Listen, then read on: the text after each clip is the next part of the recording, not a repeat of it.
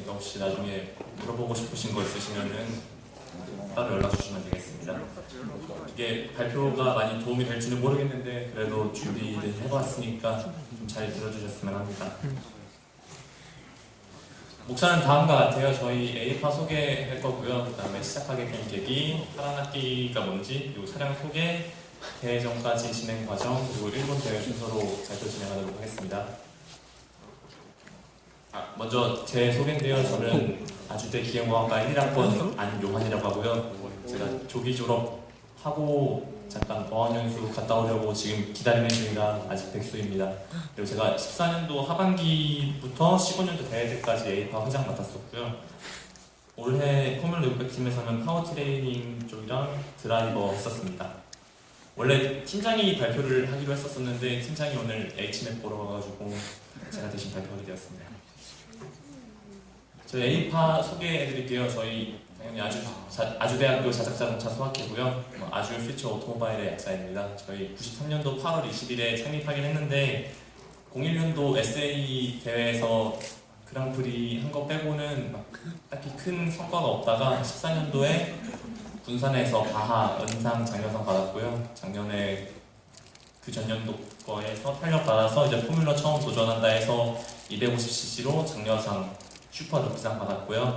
올해는 KSA 600cc로 참가해가지고 장려상 받았었습니다. 그리고 일본 대회도 참여했고요. 사진 오른쪽 위에는 저희 학교 동아리 다 같이 찍은 거고요. 저희 총 4대 나왔었어요. 251대, 601대, 바하 2대. 네, 그렇게 나왔었습니다.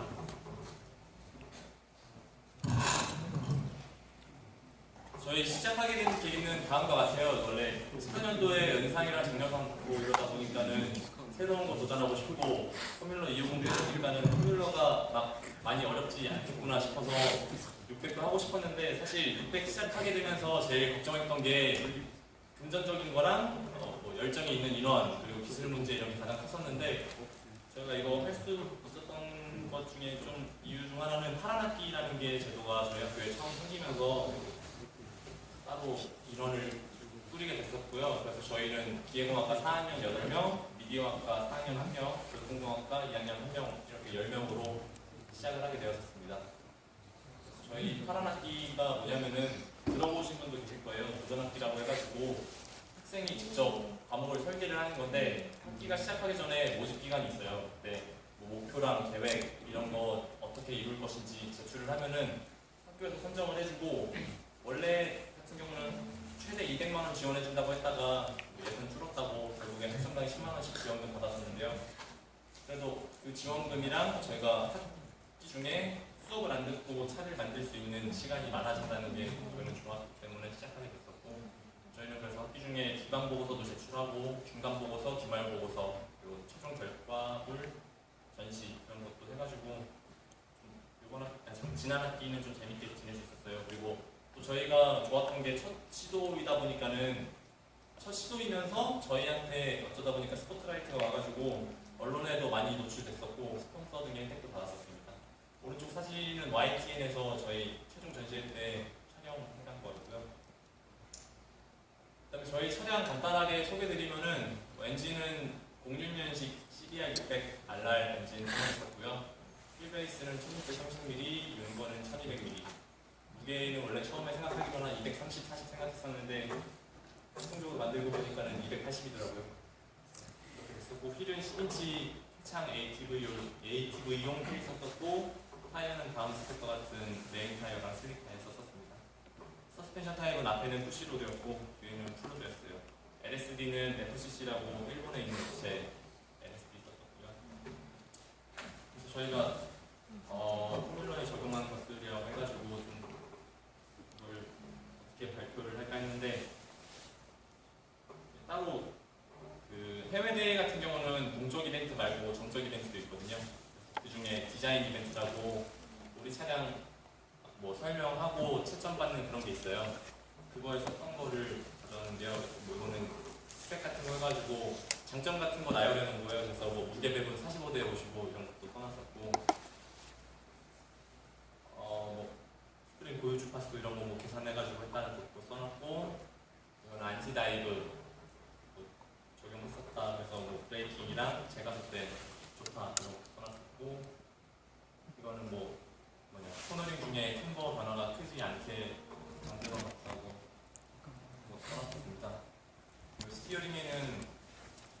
대신에 안티에커만 적용해가지고 그거를 왜 적용했는지에 대해서 뭐 간단히 설명한 것도 써놨고요.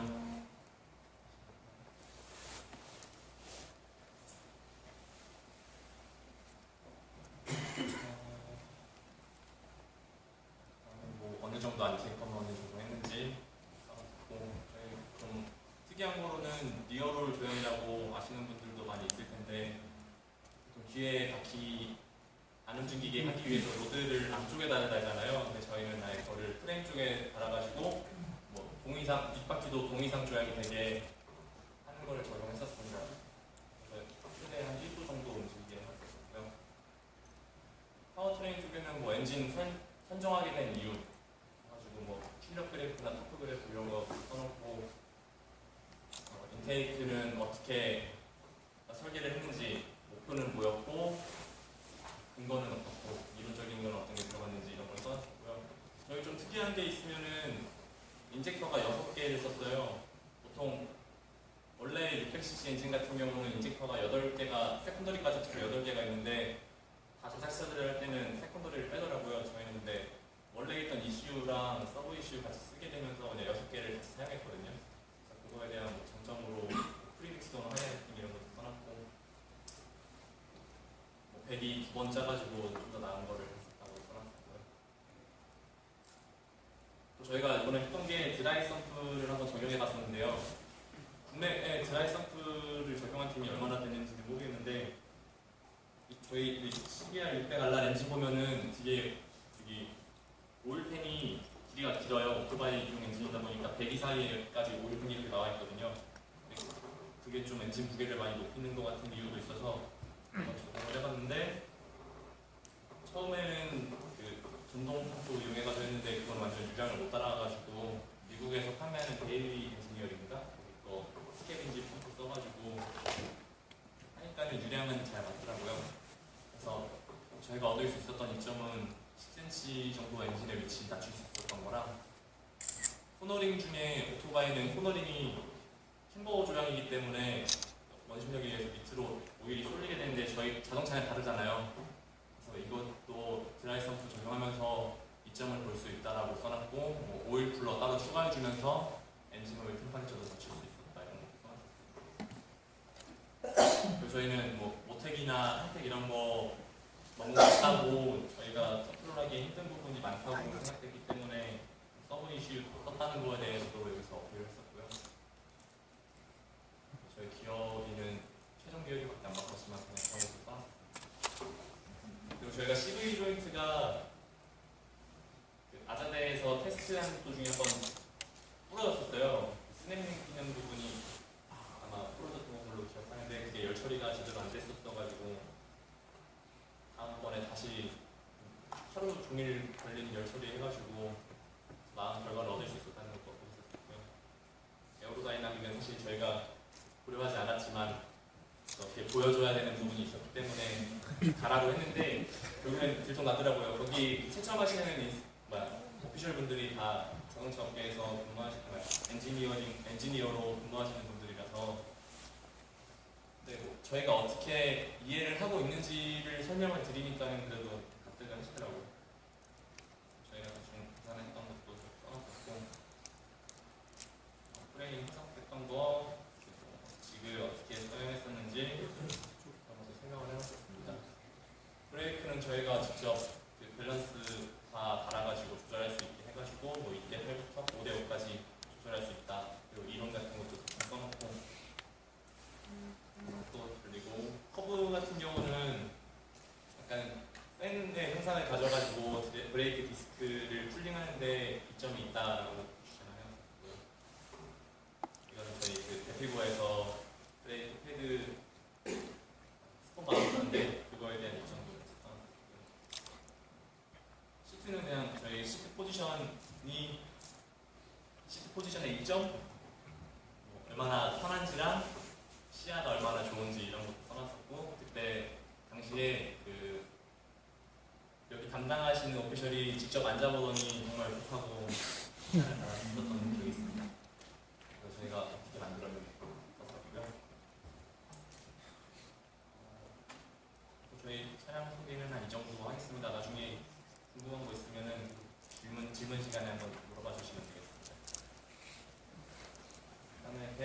진행 과정은 다음과 같았어요. 처음에 팀 구성해가지고 뭐 저희 학교 총장님이랑 또 카스 교분이랑 찍었고요.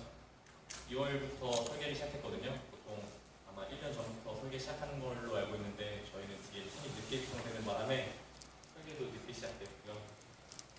저희가 2016년 3월에 엔진을 구매했어요. 보면은 뒤에 이게 저희가 구매한 오토바이거든요. 근데 이게 앞에가 반판에 있었던 오토바이로 보였어요. 저희가 그래서 안에 풍선까지 좀 먹어 들어갔고 제가 와서 시동을 걸어보려니까는 캠퍼스 제너레이터가 아예 깨져 있었는데 아마 이게 나중에 설명드릴 저희가 리타이어한 원인의 중에 하나일 수도 있지 않나라고 생각했습니다. 그래서 엔진이랑 파이프 등 구매하고 3월, 4월 계속 작업을 하다가 5월 초에 BMW 저희 드라이빙 센터에서 촬영을 했었거든요. 그래서 촬영을 한다고 해가지고 저희가 좀 급하게 차를 세웠어요. 5월 초까지. 그래서 같이 중앙대 전기차랑 같이 촬영을 했었고요. 근데 이때 급하게 만든다고 막 밤새고 그랬는데 보니까는 약간 규정이 안 맞는 부분도 있었고 그리고 막 간섭 나는 부분도 있었고 해서 다시 촬영을 수정했고요. 6월 말에 그 파란 악기 최종 전시회를 위해서 차량 다시 세우고 그 다음에 7월 중순쯤에 제일 걱정했던 게 솔직히 흡기를 새로 짜본다는 게 쉽지 않을 거라고 생각했었어가지고 저는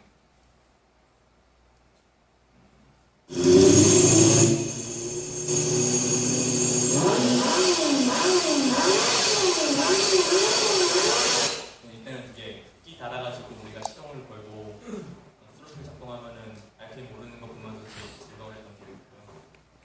그 다음에 저희가 7월 말에부터 아자대에서 차량 테스트를 진행했었는데 여기서 문제들이 좀 많이 생기더라고요. 직접 불러보다 보니까는 아까 드라이 샘플 적용했던 거에서는 저희가 오일 쿨러 라인을 따로 빼주는데 그 샌드위치 패널이란 거를 오일 필터랑 엔진 사이에 달아줘가지고 그거를 오일 쿨러 라인으로 오일 쿨러 라인으로 빼주는데 그 샌드위치 패널이란 게 범용이어가지고 저희 오토바이에 딱 맞는 게 아니더라고요.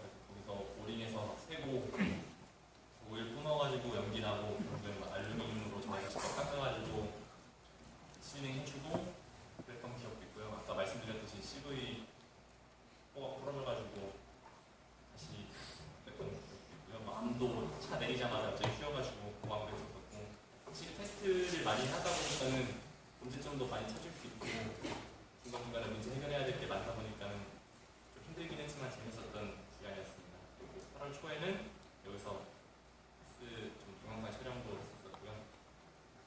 그리고 8월 중순에 저희 군탄대 대회에 참가했었는데 600 처음 도전해가지고 성적이 그렇게 나쁘진 않았었는데 저희 그때 오토크로스 3위 해가지고 마지막에 애니버스 같이 뛰는구나 했는데 그때 1위부터 4위까지 다 리타이어해서 결국에는 좋지 않은 결과가 있었죠. 이거는 대회전 진행 과정이라 써놨는데 일본 대회 준비하는 동안 내야 되는 서류 같은 것들이거든요. 그래서 혹시나 궁금해하실까봐 써놨었는데 먼저 1월 29일까지 팀 등록이랑 등록비를 지불을 해야 돼요. 근데 이게 팀 레지스터하는 비용이 일본 같은 경우는 일본 그 자동차 공학회 가입돼 있으면은 한 100만 원 정도로 알고 있는데 저희는 해외 팀이기 때문에 200만 원에다가 뭐 송금하는 비용 이런 거 합쳐서 한 210만 원 정도 들어간 거예요. 다른 나라 대회는 어떤지 모르겠어요. 근데 일본은 있더라고요. 그래서 스트럭처럴 이퀄리시 시트라 해가지고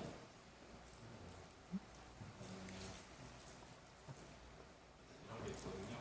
우리나라도 구조물 등등 제출하는 걸로 알고 있는데 이런 걸 이전에 다 제출을 해야 돼요. 그래서 뭐 이건 저희가 수정해가지고 제출한 건데 이전에 여기 트러스 구조가 안 들어가 있다고 해가지고 수정했다고 해가지고 다시 한 번 받은 거고요. 여기에 어떤 재질 썼는지 뭐, 지름이랑 두께 이런 것도 다 써줘야 되고 혹시 부처 이런 것도 다 올려줘야 되고 어느 부분에 어느 타입을 썼는지 그런 거 다 써줘야 돼요. 메인 텍스랑 뭐 프런트 부분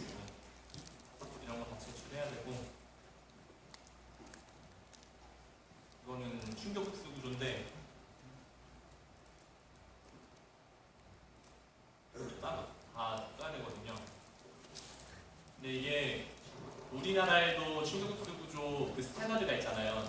철판 그 구육해가지고 어떻게 만들어라.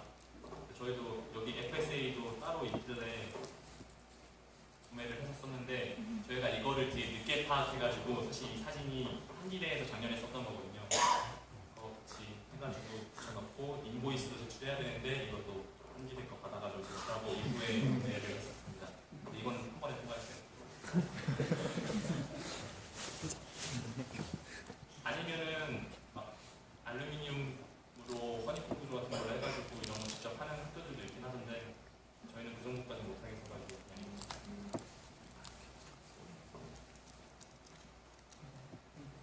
그리고 이제 6월 8일까지 디자인 리포트랑 디자인 스펙시트라는 거를 제출해야 돼요. 디자인 리포트는 아까 제가 보여드렸던 그 PPT 있잖아요.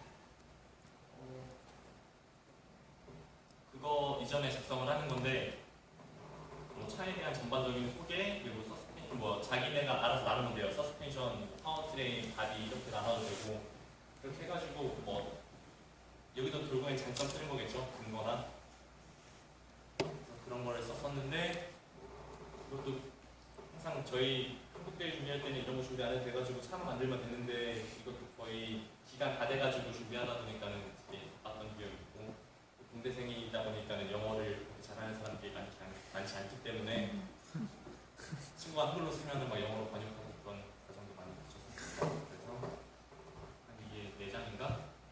글로만 쓰는 게 4장 정도 되고 내용은 아까 말씀드렸던 거랑 비슷한 내용들일 거예요.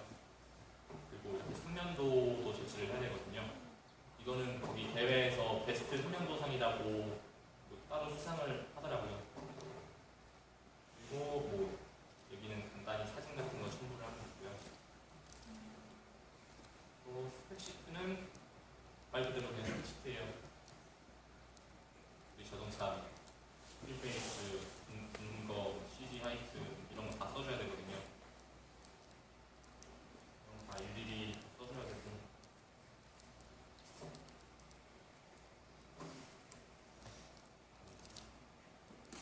이런 거 다 양식이 올라와 있거든요. FSA 다운로드에. 그리고 이거는 코스트 리포트라고 잠시만요.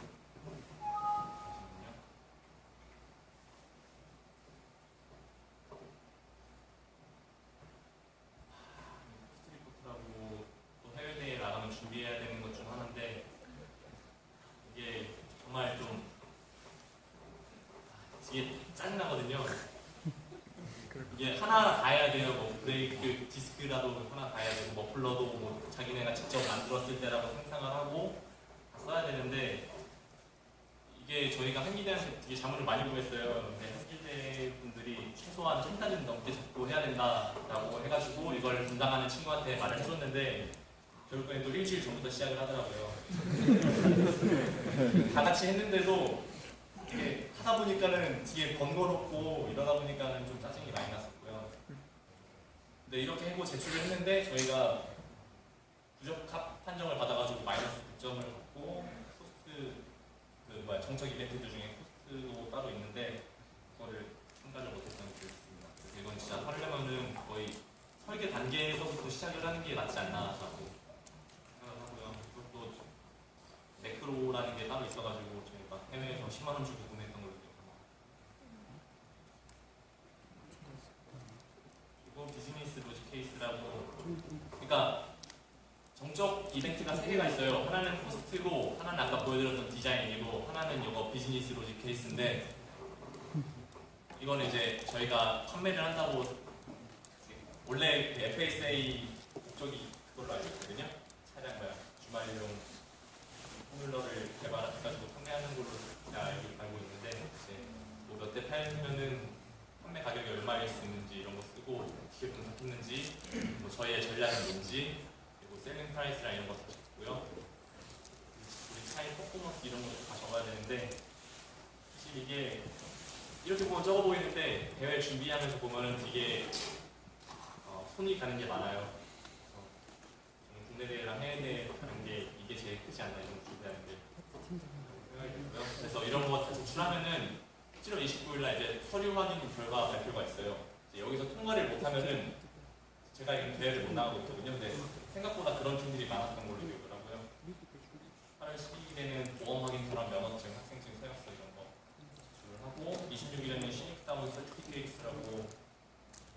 동영상, 차가 굴러가는 동영상을 거기 하라는 대로 찍어서 보내는 분들이 있습니다. 이 정도 있고요. 이제는 일본 대회로 넘어갈게요. 저희 일본 대회가 10월 5일부터 5일, 6일 해가지고 저희는 전날에 비행기 타고 이동했고 차량 보내는 것도 솔직히 좀 일이었거든요. 저희 다른 서류를 직접 발급 받아가지고 그 대회 한 주 전 목요일인가 보냈었고 그 대회장까지 정해진 시간에 도착하게 해서 또 거기 가면은 지게차를 이용할 수 있는 곳이 있어요. 시간이랑 다 정해져 있어서 그걸로 가면은 트럭 이렇게 오고 지게차가 내려주면은 그 위치에서 이제 박스 따고 차 내리는 것부터 대회를 시작하게 됩니다. 이거는 여기가 팬덤이거든요. 이게 대회장이에요. 자동차 축구 경기장인데 월드컵 경기장 생각하면은 관중석 있고 밑에 이렇게 비어 있잖아요. 거기가 다 패덤으로 쓰거든요. 그래서 쭉 둘러서 있고 여기 그 중에 저희가 이쯤 있었나? 해가지고 패드 뿌리는 것부터 시작을 했고 차 옮기고 밑에 이렇게 방수포를 깔아줘야 되거든요.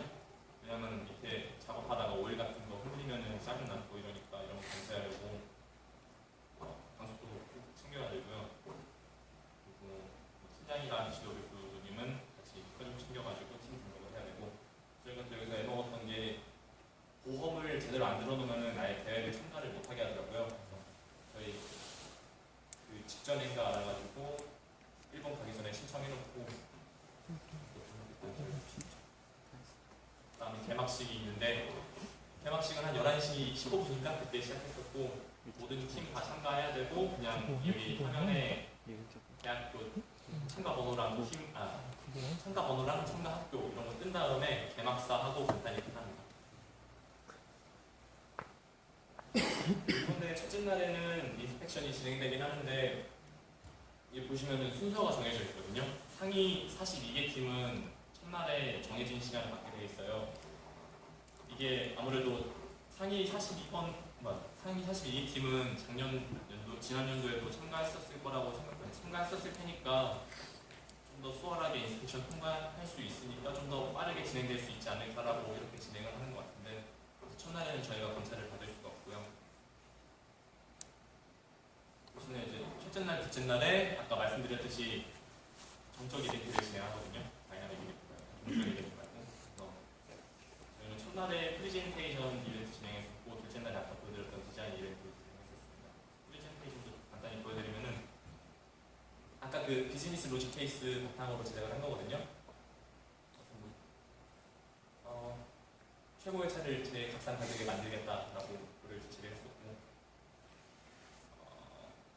써놨었고 마켓 어나리시스 해가지고 우리나라를 이렇게 목표로 잡아가지고 구성을 했었는데 사막이라고 표현을 해놨었죠. 그래서 왜 그렇게 생각하는지를 써놨었고 그거에 대한 근거를 써놨었는데 이런 근거들이 정말 좀 구체적이지 않으면은 거기서 역으로 질문이 들어온다고 하더라고요. 그래서 그거에 대해서 좀 관점을 많았던 걸로 기억을 하고요. 하지만 성장하고 있다라고 가능성을 보여주면서 진행했던 걸로 기억합니다. 제가 이때 딴 데 잠깐 가 있어가지고 어떻게 진행했는지는 잘 기억이 안 나고요. 우리 학교에서 이번에 차를 2대 제작하면서 이렇게 클래스를 나눌 수 있지 않을까라고도 제시를 해봤었고 물론 250이었지만 300이라고 했습니다. 그래서 여기 뭐 카트랑 슈퍼레이스 사이를 메꿀 수 있지 않을까라고 써놨습니다. 저희 차량 간단히 소개를 해놨었고요. 아까 설명을 했던 것도 비슷하게 들어가 있고 그래서 어떻게 해야지 뭐 대량 생산 가능할지 그리고 원가를 절감할 수 있을지 이런 거에 대해서 써놨던 게 있었고요. 그리고 저희 차량이 패들 시프트도 들어갔었거든요. 아까 거기 설명을 안 써놨었는데 공합 실린더 이용해가지고 패들 시프트도 적용했었습니다. 아까 말씀드렸던 암티의 검은 안티다이브 드라이브 이런 거 다 써놨었고 비즈니스 플랜 이런 거 했었는데 저희는 그래도 팀원 중에 한 명이 중국어, 일본어, 영어 막 이렇게 다 해가지고 그래가지고 저희는 이거 발표를 일본어로 직접 진행했었거든요. 그랬더니 그 심사위원들이 되게 좀 인상 깊게 봤던 걸로 그렇게 들었었습니다. 일본어도 들어가 있으니까 아까 말씀드렸듯이 코스 이벤트는 저희가 적극적으로 참가를 못했어요. 근데 이거 하면은 아마 그 저희가 제출한 거 가지고 뭐 정말 맞는지 이런 거 비교한다고 들었었는데 저희가 직접 보지를 못했어가지고 말씀을 못 드리겠고요. 그 다음에 저희 이제 검차 진행을 했는데 검차는 이제 미리 예약을 해야 되거든요. 인스펙션 시트를 뽑아가서 예약을 진행해야 돼요. 그러면 예약 전에 초음파 검사기로 저희 파이프 규정 만족하는지를 검사를 하고 그 다음에 이제 그 예약한 시간에 연료 채우는 장소 가가지고 연료 채우고 이동하고 들어가면은 아마 50분 동안 시간을 주거든요. 이제 그 시간 동안 인스펙터 3명 다 그 자동차 기업 엔지니어분들 와가지고 3개 파트로 나뉘어가지고 검사를 진행하게 됩니다. 근데 그 다 인스펙션 시트에 의해서 진행되니까는 대회 가기 전에 식사하면은 많이 도움 될 겁니다. 저희도 두세 번 했었는데 좀 아리까리한 부분도 있었고 그랬는데 뭐 통과한 것도 있었고 그래서 저희가 걸린 거는 좀 이 정도거든요. 되게 많아 보이는데 연료 누유는 저희가 공기 빼는 구멍을 잠깐 새로 했었는데 그걸 동관을 제대로 안 조여놔가지고 연료 누유 된다고 체크 받았었는데 이걸 이후에 수정을 해가니까는 그 두 번째부터는 체크 스프레이가 있더라고요. 그거를 뿌리고 한 3분 넘게 보는 거예요. 그래서 이게 짜증났을 때 연료를 되게 중요하게 보더라고요. 항상 매년 화재 사고가 있었다고 해가지고 연료는 정말 중요했고요. 앞브레이크 그 라인이 암과 접촉한다고 조향할 때나 아니면 서스펜션 먹었을 때 접촉한다 해가지고 안 닿게라고 해서 라인도 했었고 그리고 킬스위치 위치를 표시하는데 저희가 오프 위치만 표시해놨더니 온 위치도 표시하라고 해가지고 그냥 종이에다 써가지고 테이프를 붙였고 그래도 상관이 없으니까요. 그리고 엔진오일 저희가 드라이 썸하면서 엔진오일 라인이 좀 많아졌는데 메시오스라서 프레임에 닿는 부분이 있으면은 그거는 라인을 다시 좀 위치를 바꾸든가 해가지고 안 닿게 하던가 아니면 프레임 같은 거 하던가 이런 것도 문제가 생겼었고 뭐 시트에 벨트 나오는 구멍을 뚫어놨었는데 그게 간섭이 난다면서 더 구멍 크게 넓혀라 이런 것도 있었고 이게 아마 우리나라 대회랑 좀 달랐던 걸로 기억하는데 브레이크 등이 메인 스위치를 끄면 작동하면 안 된다고 해외 대회는 나와 있더라고요. 국내 대회는 그래도 들어와야 되는 걸로 제가 기억을 하고 있었어가지고 저희가 그 이후에 수정을 안 했었거든요. 근데 이거는 좀 그랬었고 95% 남성 전본 만족 문제라고 써놨는데 이게 95%지 뭐 내일 보시기가 있어요. 그래서 이렇게 규정이 있는데 이거를 직접 만들어 놨더라고요.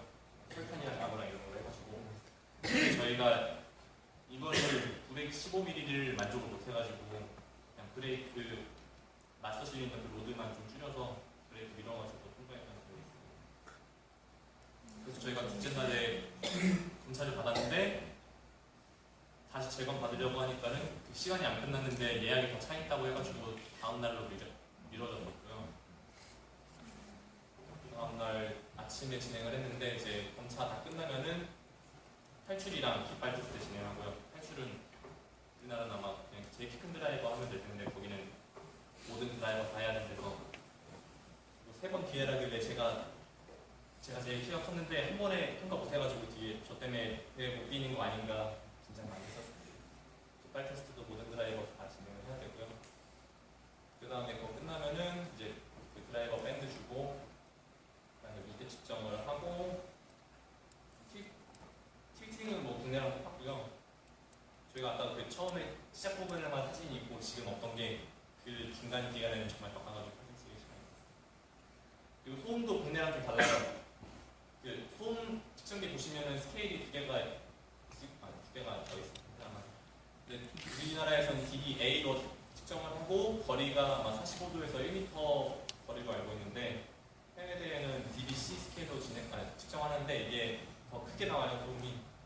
그리고 거리도 50cm로 짧았고 그래서 일본 대회 차들 보면서 좀 신기했던 게 마우라가 스쿠터 마우라 보면 뒤에 구멍 조그맣잖아요.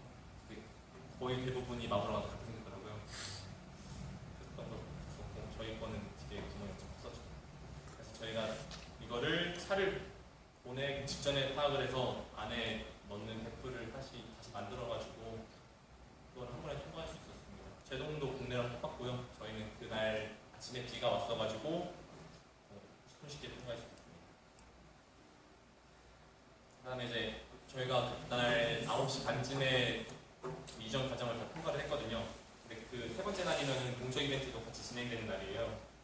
근데 동쪽 이벤트장이랑 정적 이벤트장이랑 많이 멀리 떨어졌어요. 아까 여기가 패독이었고 여기 경기장이면은 이것도 엄청 큰 그건데 이만하고 여기가 이제 다이나믹 이벤트라서 여기서부터 여기까지 트럭이 오거든요. 트럭이 첫날엔 5대가 움직이는데 저희 대회 참가한 팀들은 거의 100여 팀이 넘고 근데 이게 트럭이 한번 순환되는데 걸리는 시간이 한 15분 정도 걸리다 보니까는 저희가 줄 서고 하다 보니까는 가속이랑 스피드 패드가 그날 12시까지였는데 저희가 딱 11시 50분인가 도착해가지고 그러게 못 떴습니다. 이게 저희가 미리 파악을 못한 문제도 있긴 한데 좀 더 트럭만 많았어도 좀 대회가 수월하게 진행되지 않았을까 생각도 들고요. 근데 이게 또 팀이 개인적으로 트럭을 가지고 있으면은 갖고 올라갈 수 있는 걸로 알고 있습니다. 이게 설명을 했는데 네, 참여팀 팀 한번 좀 왔다 갔다 하는데 15분 해가지고 다이나믹 이벤트장이 따로 있다 보니까 거기도 패독이 따로 있는데 천막을 따로 안 가져가면은 돈을 지불해야 돼요. 2만 원 정도 지불해가지고 근데 아마 천막을 실어 가는 것도 상당히 힘들걸요. 2만 원 정도면 낼만하지 않나. 그래서 이거는 되게 다이나믹 이벤트장이고 스피드 패드 진행하고 여기는 다섯 진행하고 있습니다. 그리고 이제 오후에 우리나라 동일하게 오토스포츠를 진행을 하는데요. 그리고 일본 대회는 이렇게 고인목이 꼭 있어야 돼요. 고인목이 바퀴 2개 분이 있어야 되고 일본 좀 신기한 게 트럭 운전하시는 분들도 내리자마자 제일 먼저 하는 게 고인목 먼저 설치하더라고요. 첫 번째 드라이버 한 이후에 세컨드 드라이버가 진행을 하는데 이게 첫 번째 세션, 두 번째 세션이 나눠져 있는데 세컨드 드라이버 진행하다가도 첫 번째 드라이버 못하는 팀이 있으면은 먼저 진행하게 아마 올해 우리나라 대회도 그렇게 진행했던 걸로 아는데 그렇게 진행을 하고요. 한 번 들어가면 바로 두 번 뛰고 들어와야 돼요. 그리고 팀이 많기 때문에 빨리 줄 안 서면은 세컨드 드라이버는 기회가 없을 수도 있어요. 저도 거의 마지막에 겨우 였었고요. 오토크로스 이후에 한 번에 이미션 테스트가 있거든요. 이거는 뭐 총매 이런 거 넣었는지를 검사하는 게 아니라 뭐 연료청가제 이런 거 넣는 거를 검사하는 것 같습니다. 확실히 모르겠어요. 그래서 코스는 강한 것 같고요. 이게 여기가 상당히 넓거든요. 코스 폭이 우리나라는 오토크로스랑 내구랑 폭이 다른데 여기는 내구랑 오토크로스랑 폭이 똑같아요. 엄청 넓어가지고 어느 정도 코너가 속도를 낼 수가 있는 코너고 그러다 보니까 라인을 좀 잘 타는 게 드라이버 능력이 좀 많이 필요하더라고요. 코스가 좀 헷갈릴 수가 없다고 생각되고 이거는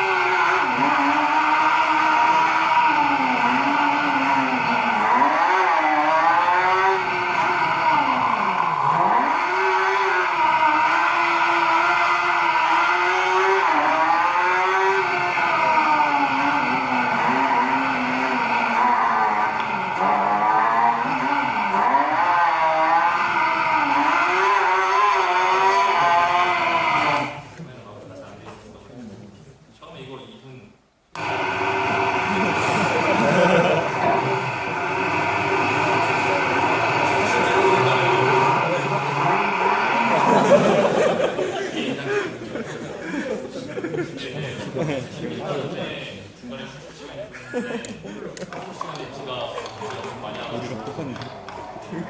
저 때는 더 두 심해. 번째 시즌 때 퍼스트 드라이버가 뛴 팀은 아무래도 좀 성적이 많이 안 나왔었죠. 그렇게 진행이 됐고요. 내구 그 다음 날에 이제 내구가 있는데 넷째 날이랑 다섯 번째 날이 내구가 진행돼요. 내구랑 이피션시가 같이 진행이 되는데 이제 오토크로스 기록을 바탕으로 파이널 A, B, C 클래스로 나누게 되고요.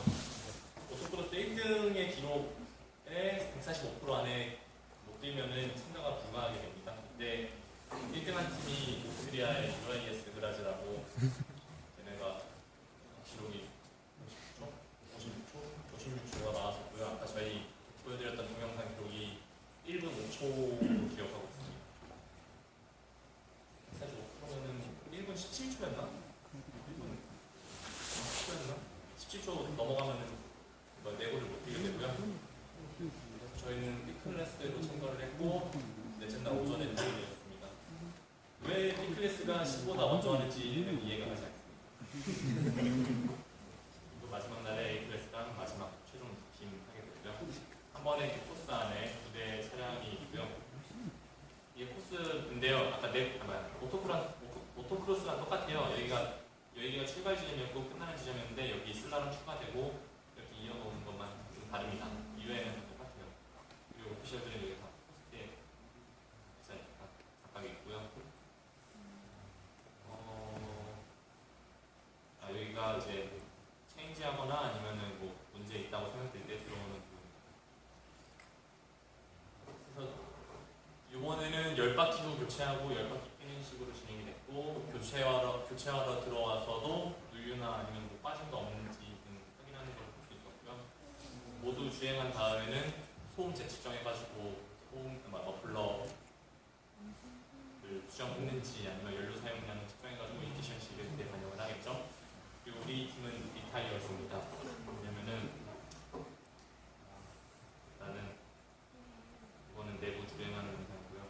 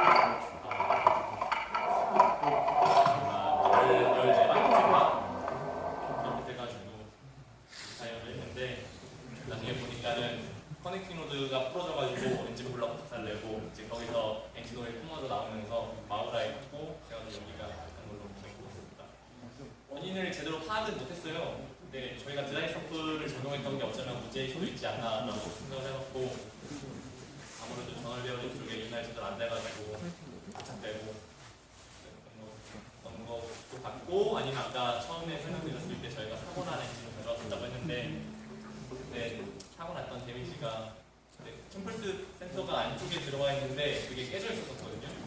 그런 것도 엔진의 데미지를 주지 않았을까라고 생각해봤습니다. 이거는 저희 사진이고요. 다이나믹 이벤트장에는 팀원 2명이랑 드라이버 2명 들어가고 여기 시각형 그 타스 쪽에서 촬영 온다 해가지고 그냥 손도 나오고 이거는 제 뛰는 모습이었고 두 번째 교체하고 같이 뛴 팀인데 뭔가 밍크고래 같이 생겼는데 얘네는 그런 기록은 안 좋았는데 결국에 완주는 하더라고요. 얘네는 파이널 16팀에서 좀 그나마 몇 개 찍어놓은 거를 봤었는데 얘네가 UAS 그라즈라고 오스트리아에서 팀이고 얘네는 고대하고 얘네는 무슨 이름이 기억이 안 나죠. 다 대부분 윈들 달려있고 얘네가 좀 그나마 제일 이뻤던 것 같거든요.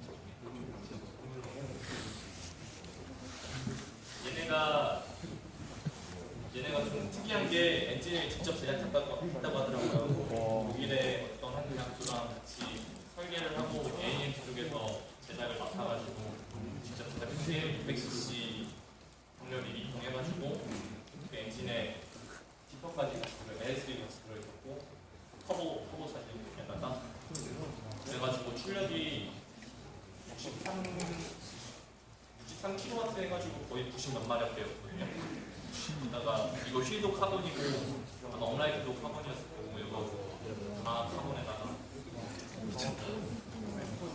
근데 얘네도 그거 뭐냐 포스트 마이너스 100점 받아가지고 결국에 1등은 못했고요. 얘네가 아마 2등 했을 거예요. 내부랑 오토크로스랑 이런 거는 1등 했을 건데 얘네는 바뀌었었는데 얘네 아무래도 드라이브 트레이닝 쪽에서 문제 생긴 것 같아가지고 잘 뛰다가 떨어지더라고요. 이거는 여기서 친해진 말레이시아 팀 같이 사진 찍어놓고 얘네 차 무게가 390 이게 열심히 만든다고 만들었는데 이거는 마지막에 폐막식 사진 찍는 그러면서 마지막에 사진입니다. 이게 청같은 많죠? 제가 붓기를 깜빡하고 못 모아가지고 저희는 아마 여기에 꽂아가 여기 어딘가에 대회 결과는 안 좋아요. 디자인 이벤트 65점 받아가지고 44등 했었고 프레젠테이션이 37.5점 받았는데 30등 했었고 코스 이벤트 마이너스 100점이었고 이거는 치르지 못해서 0점이었고 풀크로스는 1분 5초였는데 30분이었고요.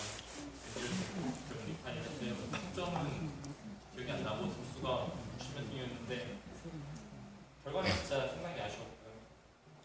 엔듀런스 완주했어도 좋지 않았을까 생각했는데 일본 대회 하면서 많이 느꼈던 거는 진짜 일본 사람들이 정말 진짜 친절해요. 이게 말은 안 통하는데 뭐 말 하나 던지면은 여러 사람 와가지고 도와주려고 하고 교통 문화도 저희가 렌트해가지고 다녔었는데 교통분들이랑 차이가 많이 나는 것 같아요. 근데 거기 분들이 아예 영어를 진짜 거의 못하거든요. 대회 준비하면은 일본어 잘하는 사람 한 명 있으면은 도움 진짜 많이 되더라고요.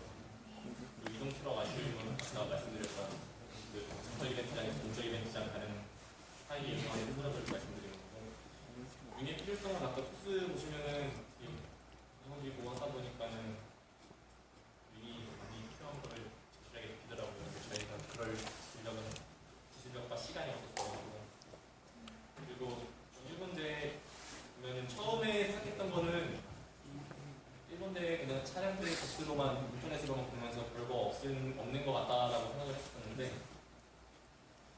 뭐 그 배너 같은 거에 디자인 이벤트용 배너 같은 거 보면은 피스톤 쪽도 다시 손보고 밸브 쪽도 다시 손보고 이런 팀들도 있었고 650cc 엔진 그냥 손보고 다운 해가지고 600cc로 해가지고 나온 팀들도 있었고 아까 말씀드렸던 그 오스트리아 팀도 정말 대단하다고 생각했고요. 팀들마다 스폰서가 정말 많이 붙어져 있었는데 이게 좀 상당히 많이 부러웠던 게 오토바이 엔진 같은 것도 정말 그냥 거의 공짜로 받아온다고 들었고요. 휠 같은 것도 하지만 싸게 받아오고요. 약간 우리나라 엔진도 구하는 것부터가 문제가 많은데 그런 게 상당히 부러웠어요. 이게 지원을 잘 해준다고 하더라고요. 기업 이들의 의식 차이랄까요? 그런 것들 떠올랐고 거기는 학교에서도 지원 많이 받아가지고 실제로 저희가 든 비용을 말하니까는 정말 놀라더라고요. 세트 이벤트 준비 기기는 저희가 경험이 없었기 때문에 한기계 분들한테 진짜 많이 물어보면서 받았는데도 실제로 하는 거랑 좀 많이 차이가 있더라고요. 대회 군대를 치렀었고 그 정도였는데요. 친구가 팀장이 자기가 하고 싶은 말이 있다 해가지고 적어줬었는데 읽어드릴게요. 이따가 만약에 작업장 갈지도 몰라요. 근데 작업장 보시면 알겠지만 저희는 좋은 작업 환경을 가진 것도 아니고 저희 작년에 250 제작 시에 1인당 30만원 그리고 이번에 600 제작할 때 1인당 거의 최소 200만원 거두면서 제작할 정도로 주전적인 부분도 여유롭지 않았는데요. 저희 예전에 수상 경력이 좋지 않았지만 좋지 않은 환경에서 리스를 제작하고 해외대회까지 참가할 수 있었던 이유는 팀원들의 하고자 하는 열정 덕분이었습니다. 이처럼 차를 만들기 위해서 가장 중요한 것은 열정이라고 생각합니다. 다른 팀들도 도전 정신만 있다면 저희보다 더 나은 차량을 만들 수 있을 거라고 생각합니다. 지금 처한 환경에 핑계대는 순간 못하는 것이라고 생각합니다라고 이렇게 말을 전하고 싶다고 하더라고요.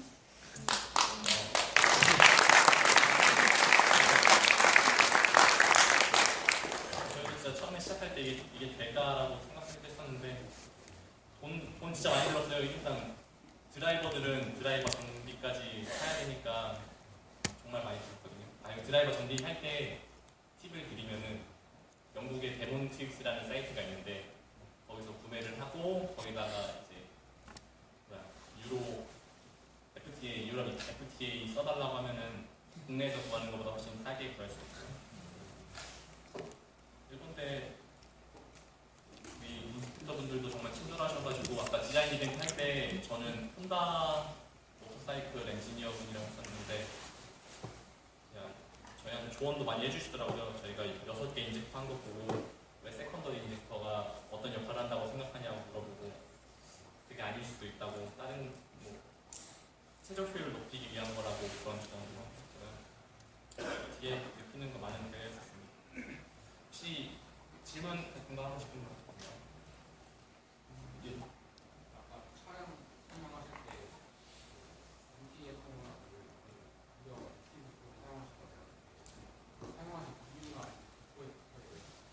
비포 애프터는 그 팀장이 그거 실시를 거의 다 맡아서 했는데 뭐였나? 안티에프터문 같은 경우는 여기 타이어 특성들을 써놨어요. 슬립 타이어가 슬리빙들이 증가하더라도 그 항력 유지한다고 써놨나? 그래가지고 안티에프터문이 포뮬러에는 더 적합하다라고 써놨어요. 써놨었고 그 뒤에 롤조양은 작년 250 차량에도 롤조양 썼던 걸로 기억하는데 이제 이전 거를 저희가 비교한 게 없어가지고 성능이 더 나은지에 대해서는 잘 모르겠어요. 혹시 또 질문 있나요? 네. 그 싱가데이 같은 경우요. 예. 굳이 일본 상태가 아니더라도 그냥 인터내셔널 에세이 미국 쪽으로. 예. 스튜어트 하면 2만 원 정도면 돼요. 2만 원이요? 네. 그러니까 인당. 그래서 모든 팀원이 에세이 회원이면 그냥 10만 엔 정도 해결이 되거든요. 저희 10만 내니면은 100만 원이요? 네. 그러니까 저희 같은 경우 작년에 100만 원 수수료랑 다 10만 원 정도.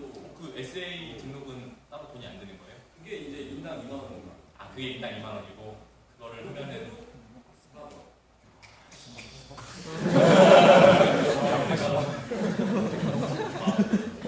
그런 좋은 팁이 있었네요. 그게 2만 원밖에 안 해요? 2만 5천 원 정도 되고. 근데 그게 일반인으로 하면 막 10만 원 넘어가고요. 네. 스튜어트로 해야 되는데 그게 찾기가 되게 힘들어요. 아 그래요? 그리고 홈페이지 그 한기대 분이시죠? 네. 잘 찾다 보면 나와요. 한참 찾아야 돼요. 그러면 2만 5천 원에 하고. 나중에 전달하시는 팀은 링크 걸어라 팁인 것 같아요. 혹시 또 있으신가요? 예. 아까 예. 드라이 펌프 적용했다고 하셨는데 예. 제가 알기로 국내에서 드라이 펌프를 적용한 사례가 없었던 걸로 알고 있거든요. 근데 아까 적용하셨다고 했는데 그 구체적인 사진이나 이런 게 없어서 이게 펜 같은 경우니까 아래 펜 같은 경우는 직접 제작을 하신 건지 아, 예. 펜. 하셨다고 하셨는데 네. 그런 부분이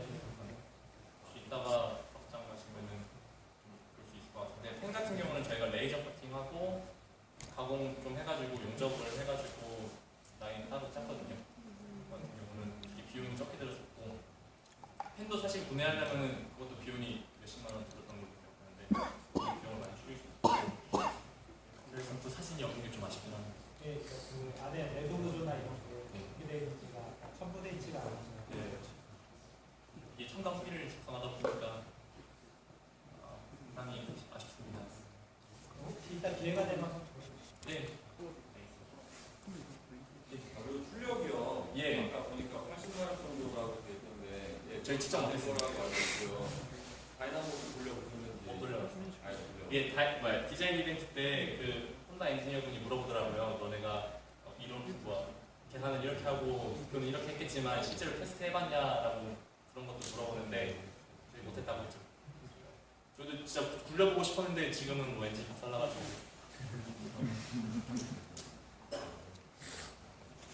근데 아무래도 그래도 10만 원 이상 나와요. 그때 가도 국내에서 뺐을 때 느린 편이 아니었어요. 또 질문 있으신가요? 예. 이게 이쪽이 제 파트가 아니거든요. 근데 여기 시기값이었나? 예, 값이었나가 원래 양수가 나오면 안 된다고 혹시 아시나요?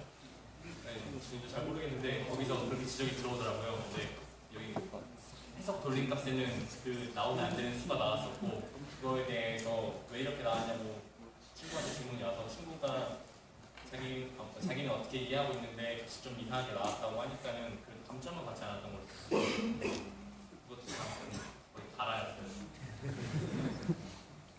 근데 이게 어떻게 적용했는지도 중요한데 얼마나 팀이 이해를 하고 있는지도 점수 요소에 들어가기 때문에 점수를 잡고 있습니다. 혹시 또 질문 있으신가요? 예. 해석 같은 경우에는 어떤 프로그램? 제 파트가 아니라서 좀 모르겠습니다. 또 있으신가요? 아니어도 아무거나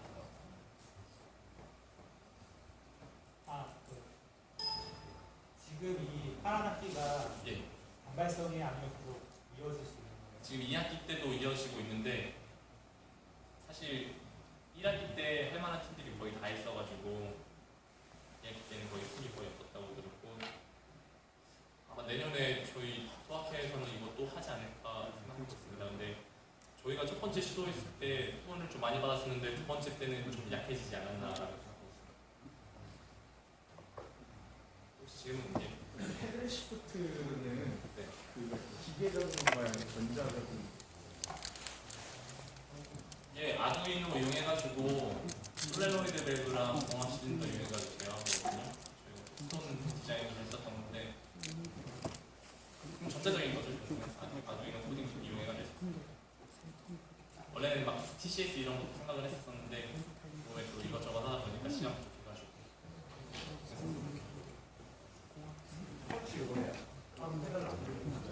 그렇지 핸들해야 돼요. 그러니까 핸들 옆쪽에 알려주세요. 그래서 출발할 때만 이거 쓰고 그다음부터 클러치 잡을 일이 없어요. 또 질문 있으신가요? 예. 설계자 한 명하고 아직 많은 응원당이 2, 3학년 정도가 대회 나올 수 있다고 생각하시나요? 설계자 한 명이요. 예. 아예 나머지는 아예 그 솔리덕스 이런 거 다른 쪽. 어느 정도는 할 수 있는데 이제 파트 하나를 혼자로 바뀌었을 때 결과물이 나오시나요? 저희가 이번에 팀이 어떻게 끝냈냐면은 셋이 맞는 그러니까 설계할 수 있는 사람이 4, 5명, 4명 정도 됐던 것 같았는데 파워트레인 한 명 맡았었고 뭐 그냥 카봇 만드는 사람 아예 한 명을 따로 있었고 저는 설계하는 건 아니고 다른 설계 프로그램이 있더라고요. 그건 미디어가였는데 그래서 뭐 셋이랑 바디도 다 각각 한 명이 맡았었고요. 근데 저희 아까 말씀드렸듯이 다 4학년이고 했는데도 좀 10명이면은 이건 적고 무리가 있다고 생각했어요. 근데 또 얼마나 시간이 많이 수장하고 하느냐에 따라서 다를 수 있지 않을까라고 생각합니다. 인원이 10명 미만에다가 이제 주 멤버가 4학년 되거나 3학년 정도면 이제 코트 같은 거 바뀌기도 좀 차. 그렇죠. 혹시 일본 대회 생각하고 계세요? 잠깐 생각을 했다가 다양하게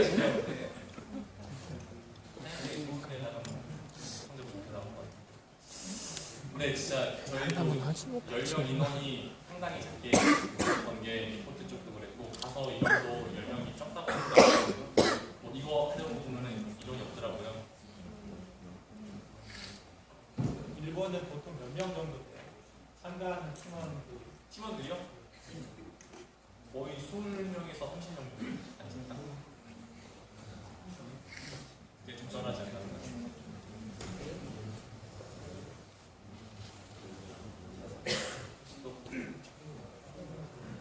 또 질문 있으신가요? 네.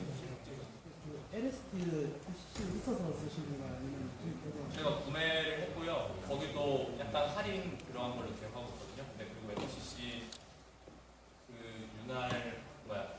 윤활 해주기 위해서 대우 따로 만들었고 거기에다가 기형을 넣어주는데 이게 실링이 좀 제대로 안 됐어가지고 실링 문제가 약간 있었고요. 그래서 또 저희 앞에 있던 일본 팀들도 FCC 쓰길래 걔네는 그냥 그대로 쓰더라고요. 그래서 윤활 어떻게 하냐고 물어보니까 걔네는 그냥 구리스를 넣었대요.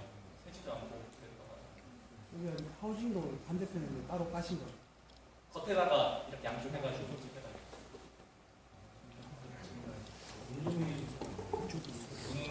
운송비가 거의 600 들었다고.